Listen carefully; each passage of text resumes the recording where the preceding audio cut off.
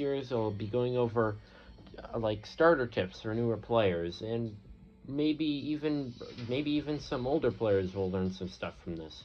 But so basically for this series, I will be going over some starter tips on how to upgrade your builds and make them like stronger and survive longer, and maybe you won't lose your weapons as easy. But here, starting out here, we got our first example. So we got two different like chassis for a build, and two different weapon sets. They're the exact same weapons on the exact same frame with the exact same cabin, but you can see one has an armor piece holding up the weapon instead of both weapons being on the cabin.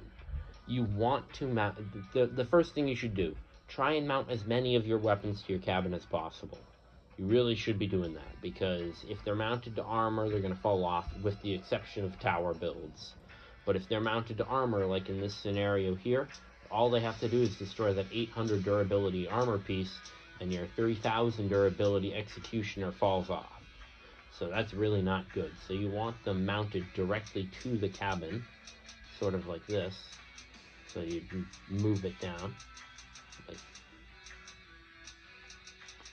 and then have, so that's what you want your weapons to look like. And on the cabin, another thing, you don't want them too close together like that, because blast radius weapons will blast directly through them, and the blast radius will hit both of them. So like, let's say there's a cannon that hits one of your executioners and the other one's super close to it, it will hit both of them and damage both of them, or even destroy both of them. So either you want them as spread out as, like, just for the executioner, either you want them spread out on the top of the cabin, or you want to do a side mount, kind of like this. But yeah, you want your weapons attached to either like 2 or more high durability frames, or your cabin, or tower builds. Tower builds are annoying. Also, undermounting. Undermounting is something you should try. I mean, the downside of undermounting is the fact that you lose firing angles for weapon survivability. But then again, you're getting more weapon survivability, so is it really a downside? I used to run undermounts all the time, and they're a good way to keep your weapons on for the majority of the battle. So you would take the weapons and you would just flip them over like this, and then just undermount them right here. Oh wait, because there's two cabins, yeah. Alright, so yeah, I think you get the point about undermounting. Alright, moving on to the next tip. Over here, we got frame design. So right here, we got two similar builds, both using the same parts. We have this one with the frames in a line as such. And the issue with this is, if they destroy one frame, then you lose those two legs and that frame, and if they destroy that one, you lose two more legs and the frame, just because they shot off one frame. Let's move over to this build right here. Oh yeah, and one final thing about this one. They could shoot all those legs in a line if they have a weapon with penetration, such as like a Stillwind or a railgun. They could tear off an entire side with just one good hit.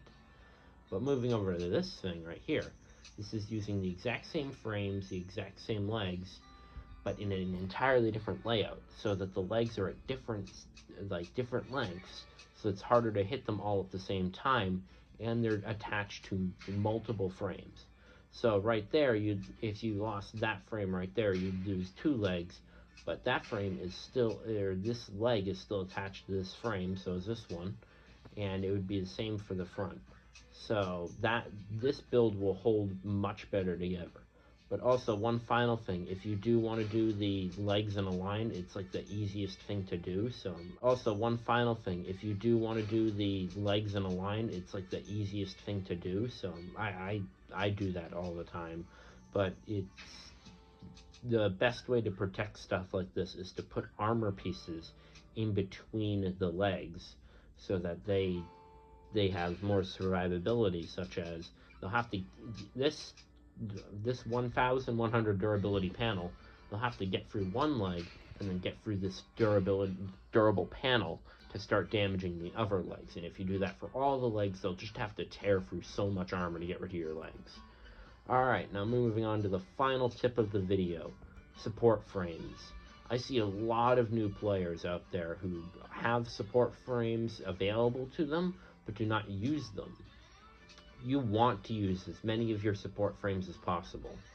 If you look at a support frame and compare it to something like this 8x4 frame, you can see that this 8x4 frame only has collision resistance and some damage pass-through. But if you look at a support frame, it has kinetic damage resistance. All of those are at 75s and 80%. It's got 75% kinetic resistance, 80% explosion resistance, 80%, is that 80%? Yeah, that's 80% electricity, or 75% electricity damage, resistance, and then a 80% thermal resistance. So the resistances on these support frames are awesome. These things will stay on your build a long time, and with especially the fork frame, the best example. Take a look at this. You can use it to armor cabins as such. So if you put a cabin, like this Mars cabin as an example, you can use it to armor this Mars cabin. So it will be much harder to damage this cabin because it's hidden underneath the frames. And if you just build in a build like this, you see how good the frames will fit onto it. And if one final thing, you want to get as many of these attached to your cabin. And another thing about them, they are extremely resistant to fire puddles. So if you're having troubles with fire puddles, use support frames. And most of the time, like, you can get these free to play sometimes. Like if we go to the current events, no, Raven's Path, but Underground Factory, you can get a 8x3 frame out of the event for just around 500 uranium. So it's a pretty good deal. I would definitely suggest, if you don't have any support frames, to go for this out of the event. It may be around 1,000 coins, but I would definitely suggest it. But that's really all I got for you guys. Thanks for watching. See you next time. Consider to like and subscribe.